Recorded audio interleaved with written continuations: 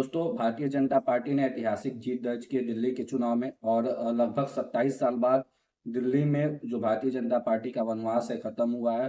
क्या रीजंस रहे भारतीय जनता पार्टी के चुनाव जीतने के, क्या रीजंस है आम आदमी पार्टी के चुनाव हारने के।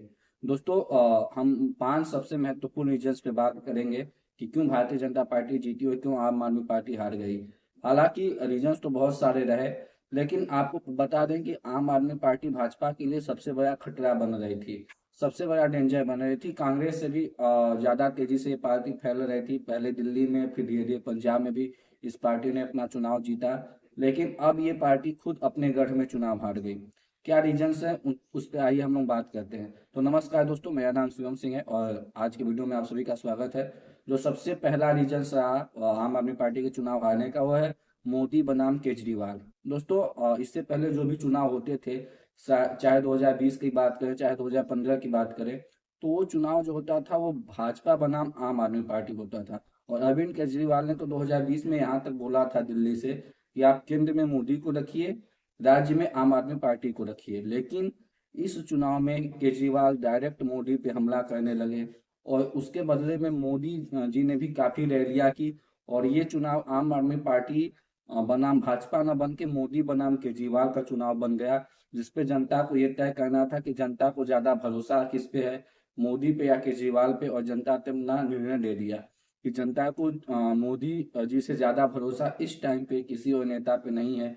तो इसलिए मोदी बनाम केजरीवाल का ये चुनाव मोदी जी जीत गए और केजरीवाल कहीं ना कहीं ये चुनाव हार गए। दोस्तों, जो दूसरा बड़ा रीजन है भाजपा के चुनाव जीतने का, वो है बजट 2025-26। दोस्तों, इस बात से इनकार नहीं किया जा सकता कि जो बजट है इस साल का, वो बजट मिडिल क्लास फैमिली के लिए एक वरदान साबित हुआ है। और मिडिल क्लास फैमिली इस बजट के बाद जो है सबसे पहला जो चुनाव था वो यही चुनाव था। तो इस चुनाव से मतलब भारतीय जनता पार्टी ने, या कहीं निर्मला सीतारमण ने, जो कि हमारी फाइनेंस मिनिस्टर हैं, उन्होंने मिडिल क्लास फैमिली को ध्यान में रख के ये बजट बनाया था। और इसके कारण मिडिल क्लास फैमिली का एक तरफा वोट जो है भारतीय जनता पार्टी को मिला। और आपको पता है कि मिडिल क्लास फैमिली का जो वोट काउंट है वो सबसे ज्यादा होता है। तो इसलिए कहीं ना कहीं बजट का भी फायदा जो है भारतीय जनता पार्टी को मिला। और इतनी बड़ी जीत में हम इस बात से इनकार नहीं कर सकते कि बजट का भी एक बहुत बड़ा रोल हो सकता है। जो दोस्तों तीसरा रीजन है वो केजरीवाल की छवि। दोस्तों, केजरीवाल जब आए थे तो लोगों की उम्मीद उनसे जो अनिल कपूर में लोगों ने नायक मूवी देखी थी, जो अनिल कपूर जैसे वहां पे सीएम थे, वैसी ही उम्मीद जो है केजरीवाल से दिल्ली के लोगों और देश के लोगों को थी। सबको यही लगा था कि यार अरविंद केजरीवाल भारतीय राजनीति को बदल के रख देंगे।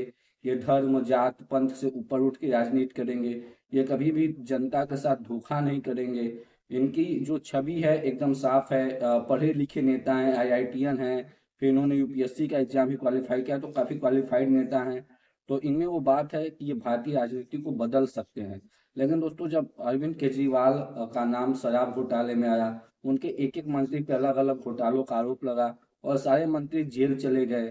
ठीक, तो अरविंद केजरीवाल भी खुद जेल गए। जेल जाके भी उन्होंने इस्तीफा काफी लेट दिया, जेल में रह के दिल्ली के मुख्यमंत्री रहे। ये पहली बार ऐसा हुआ कि कोई मतलब जेल में रह के अपने प्रदेश का मुख्यमंत्री था। तो अरविंद केजरीवाल का जब नाम घोटालों में आया तो लोगों का एक विश्वास था अरविंद केजरीवाल से, वो उठ गया। और उसके बाद लोगों में वो विश्वास अरविंद केजरीवाल नहीं बना पाए जो पहले उन पे विश्वास था लोगों का। इसलिए मुझे लगता है कि कहीं ना कहीं अरविंद केजरीवाल की जो छवि थी वो एकदम धूमिल हो गई। लोगों को भरोसा हुआ कि इनमें और बाकी पार्टियों में कोई अंतर नहीं है। तो इसलिए अरविंद केजरीवाल, मुझे लगता है कि यह एक बड़ा रीजन रहा। और उनपे शीश महल का भी आरोप लगा। उन्होंने अपने घर के इंटीरियर पे 33 करोड़ 34 करोड़ रुपए कुछ खर्च किए थे, जिससे कि उस शीश महल वाला आरोप लगा, उससे और ज्यादा छवि खराब हुई अरविंद केजरीवाल को। तो ये बहुत बड़ा एक रीजन है दिल्ली में चुनाव हारने का। चौथा जो सबसे बड़ा रीजन है कि इन्होंने अपने वादे नहीं पूरे किए। दोस्तों, इन्होंने अरविंद केजरीवाल ने काफी समय, मतलब जब से ये चुनाव हो रहा है, जब से वो इलेक्शन मतलब राजनीति में आए, तब से उन्होंने दिल्ली को साफ पानी देने का वादा किया, तब से दिल्ली यमुना साफ कराने की बात कही। और पंजाब में जो चुनाव हुआ उससे पहले उन्होंने वहां पे भी बोला था कि हम अगर आएंगे तो महिलाओं को 2100 रुपये महीने देंगे। लेकिन क्योंकि लोग जानते थे कि ये मुमकिन नहीं है, पंजाब में उन्होंने ये बात कही थी, लेकिन पंजाब में भी ये पॉसिबल नहीं हो पाया। और दिल्ली में भी उन्होंने ये बात कही थी, लोग जाने थे जब पंजाब में नहीं दे पाए तो दिल्ली में भी नहीं दे पाएंगे। अरविंद केजरीवाल को खुद पे विश्वास कम था। उनको अपनी मतलब, क्योंकि हर बार आप देखते थे कि वो सीटें लिख दिया करते थे, कितनी सीटें हम आम आदमी पार्टी जीतेगी इस चुनाव में। और वो कॉन्फिडेंस इस बार मतलब इस बार के चुनाव में उनका नहीं दिख रहा था। इस बार के चुनाव में वो कॉन्फिडेंस अरविंद केजरीवाल का निकल के नहीं आ रहा था। हमें लग रहा था कि उन्हें भी पता चल गया था कि कहीं ना कहीं जनता को उतना भरोसा केजरीवाल पे नहीं है जितना पहले के टाइम होता था।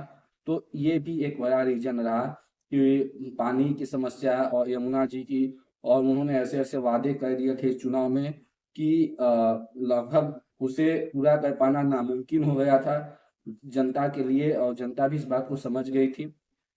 इसलिए अरविंद केजरीवाल का ये चुनाव जो है हारने का ये भी एक बड़ा रीजन रहा। पांचवा जो रीजन रहा दोस्तों, वो है भाजपा का कैंडिडेट अनाउंस न करना। भाजपा किस कैंडिडेट को अपना चीफ मिनिस्टर कैंडिडेट भाजपा के ने अनाउंस नहीं किया। इससे पहले किरण बेदी को उन्होंने अनाउंस किया था। हर बार ऐसा होता था कि किसी न किसी चेहरे पे भाजपा चुनाव लड़ती थी। लेकिन इस बार भाजपा ने वही काम किया जो उन्होंने मध्य प्रदेश और राजस्थान में किया था, कि भाजपा ने कैंडिडेट अनाउंस नहीं किया। और भाजपा सिर्फ और सिर्फ मोदी जी के चेहरे पे वहां पे केंद्र के चेहरे पे चुनाव लड़ी। दिल्ली के इलेक्शन से जस्ट पहले बजट आया, वो भी शानदार रहा। तो दोस्तों, भाजपा का जो कोई भी कैंडिडेट नहीं अनाउंस करने का जो पैतरा था वो काम कर गया। और मुझे लगता है कि कहीं ना कहीं दिल्ली के चुनाव में ये एक सफल पैतरा रहा कि भाजपा ने कोई भी मुख्यमंत्री का चेहरा अनाउंस नहीं किया। हर बार जो कर देती थी इस बार नहीं किया, तो कहीं ना कहीं वो काम। तो मुझे लगता है कि 5 या सबसे महत्वपूर्ण रीजन है जहाँ पे भाजपा ने बाजी मार ली और आम आदमी पार्टी कहीं ना कहीं पीछे रह गई। दोस्तों, आपको क्या लगता है कौन कौन से महत्वपूर्ण रीजन है? और अगर आपको लगता है कोई एक पॉइंट छूट गया तो आप वीडियो के कमेंट में बता दीजिएगा। चलिए मिलते हैं आपसे अगले वीडियो में, तब तक के लिए जय श्री राम। और अगर मेरा वीडियो आपको अच्छा लगे तो मेरे वीडियो को लाइक कर दीजिएगा, चैनल को सब्सक्राइब कर दीजिएगा और वीडियो को शेयर कर दीजिएगा। धन्यवाद।